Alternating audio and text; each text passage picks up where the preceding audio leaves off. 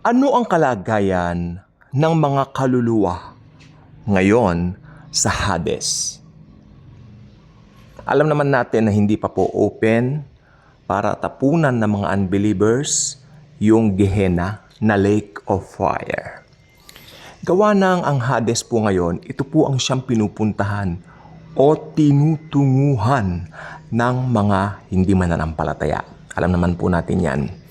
Ngayon may nagtanong po sa akin, nahihirapan daw po ba ang mga kaluluwa sa Hades? Bago ko po sagutin yan, gusto ko munang tignan muna natin yung katotohanan. Bakit ba napupunta ng impyerno? Mapa-Hades man yan, o mapa-Gehenna, o mapaano mang salin. Kasi ultimately, Gehenna po yan eh. Pero, bakit nga po ba napupunta ang tao sa impyerno? Okay. Bible study po tayo ngayon. John 3:16. May mga Bibles po tayo. Gayon na lamang ang pagsinta ng Diyos sa buong sanlibutan. Kaya ipinadala niya ang kanyang bugtong na anak na sino man ang sa kanya'y sumampalataya ay hindi na mapapahamak. Take note niyo yan. Hindi na mapapahamak. Subalit, magkakaroon ng buhay na walang hanggan. I love this in English. For God so loved the world that He gave His only begotten Son, the Lord Jesus Christ, that whosoever believeth in Him, the Lord Jesus Christ, will not perish, but will have eternal life. Alam natin ang dahilan ng pagparito ng anak ng Diyos. Sabi ng Biblia, para sugpuin ang gawa ng Diablo. Alam naman natin ang ginawa ng Diablo. Ang ginawa po ng Diablo ay pinasok niya sa mundo ang kasalanan nang linlangin niya ang ating unang mga magulang doon sa hardin ng Eden. Nagoyo niya. Ang katampalasanan ng Diablo ay lumaganap na lumaganap ng kagatin ni Eve o ni Eva ang pinagbabawal na bunga ng Diyos. Hindi may pagkakaila na ito ay nanganak ng nanganak, pero mga pinanganak niya mga bata, nagkasala. In fact, ang unang bunga ng pagtatalik ng babae at lalaki, ang pangalan po ay Cain, ay mamamatay tao, kriminal. So, ang lahat ay nagkasala. Sabi ng aklat ng Romans, at walang matuwid, wala kahit isa. Ibig sabihin, makinig pong mabuti, importante ito. Ibig pong sabihin, pinanganak pa lang po ang bata, pinanganak pa lang po ang tao. Siyempre, bata ipapanganak, sanggol, cute, baby. Makasalanan na po yan.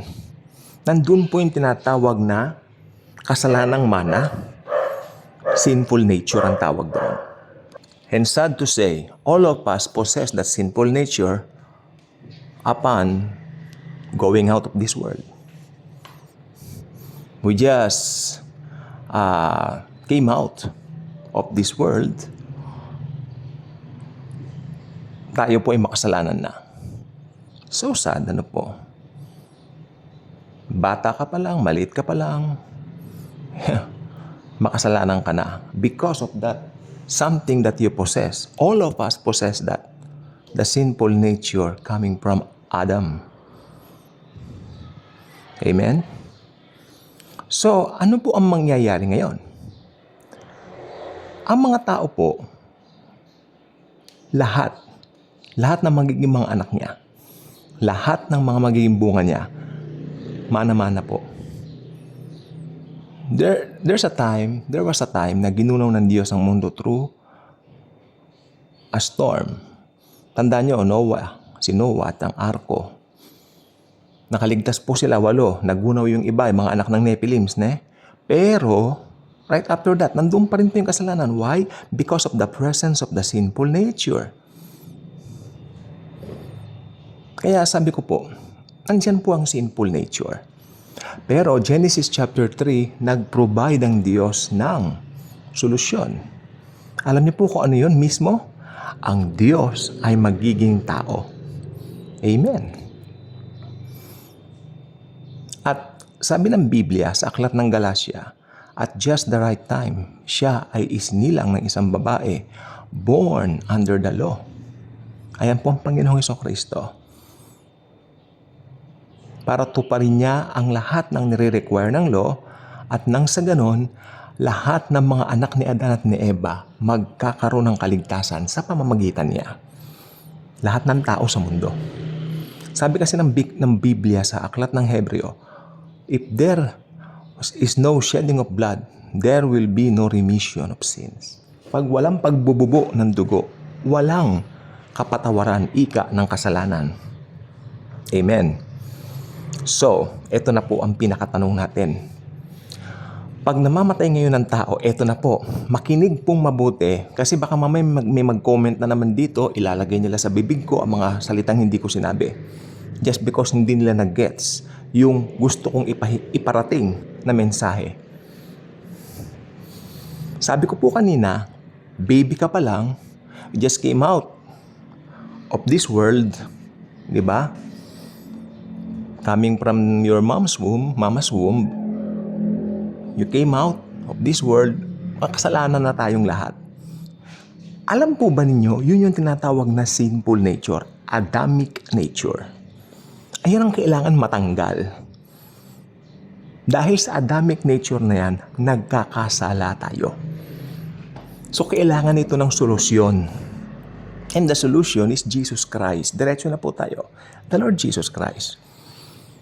Sabi ng Biblia, opening ko po kanina, John 3:16, sino mang, sa English, whosoever, amen, sino mang mananampalataya sa Kanya ay magkakaroon ng buhay na walang hanggan. Whosoever believeth on Him will not perish but will have eternal life. Ito na po ngayon, siste. Pag ang isang tao ay nanampalataya sa tinapos na gawain ng Panginoong Hesukristo sa cross, doon sa tinapos niyang gawa sa cross ng Kalbaryo, sabi ng Biblia, maliligtas siya.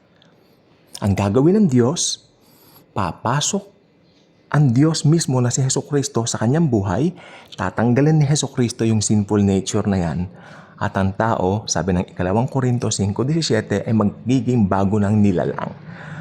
Diba? Siya ay bago ng nilalang. Therefore, if anyone is in Christ, he is now a new creation. New creation ka na. Why? Dahil natanggal na yung sinful nature mo. Pero nagkakasala ka pa rin dahil ikaw ay nandito pa rin sa flesh. Yun po yun. Pero as far as God is concerned, ang tingin niya sa iyo perfecto. Hindi dahil sa not because of your own perfection, but because of the perfection of His dearly beloved Son, the Lord Jesus Christ Himself, na tinanggap mo sa buhay mo.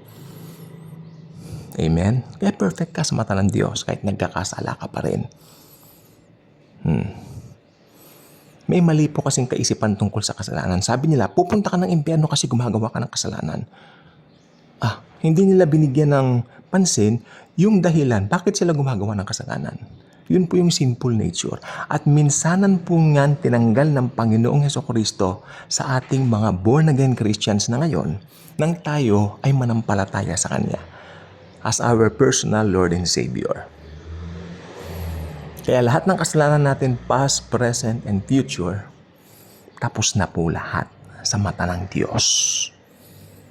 Anytime a believer departs from this world, siya ay diretso na po sa langit. Tayo ay diretso po sa langit. At anytime now, alam ko marami sa atin, hindi na po tayo aabutan ng kamatayan because anytime now, dadagitin na tayo ng Panginoong Jesus, irarapture na po niya tayo para dalhin sa Kanyang walang hanggang kaharian sa langit. Amen? Amen. Okay. Ngayon, ito na po yung masaklap. Heart of the matter.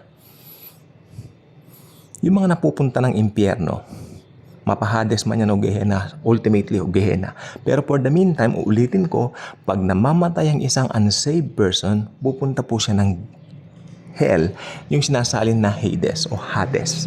Doon muna po siya maghihintay ng takdang panahon, takdang oras ng paghuhukom. Pag naghukom na si Lord Jesus Christ sa mga unbelievers, yung white throne judgment, itatapon na po sila. Bibigyan sila ng buhay na katawan, laman at buto, no, kompleto, at itatapon sila sa dagat-dagatang apoy, ang Gehenna. Pero for the meantime, yung mga namatay na unsaved o mga unbelievers, nasa Hades. Bakit nga po sila pumunta sa Hades? Dahil nasa kanila pa rin at taglay pa din nila ang kanilang mga sinful nature. Dahil hindi nila tinanggap si Lord Jesus as their very own, very personal Lord and Savior. That's why nasa Hades sila ngayon. Hindi po sila napunta ng Hades dahil gumawa sila ng mga kasalanan. Pumunta sila ng Hades dahil nasa kanila pa rin po ang sinful nature. Tandaan nyo, ang tao, gumagawa ng kasalanan ng tao dahil likas siya makasalanan. Hindi yung nagiging makasalanan lang siya kapag gumagawa siya ng kasalanan. Magulo po ba? Hindi. Ganito. Ang isang tao, gumagawa ng kasalanan kasi may sinful nature siya. Diba? Ang akala kasi ng ibang tao, pag gumagawa sila ng kasalanan, doon pa lang sila nagiging makasalanan. Akala nila, ang pinaka-beginning nila, mabait muna sila tapos magkakasala sila. Hindi po ganon. Wala pong mabait sapagkat ang mga tao pinanganak pa lang po. May sinful nature na. So ngayon, anong ibig sabihin ng hell na Hades? Para po sa akin, ito po ay pagkahiwalay sa Diyos. Naghihirap ba sila sa Hades? Yes. Sapagkat sa kanilang isipan, nandito po yung mga katagang.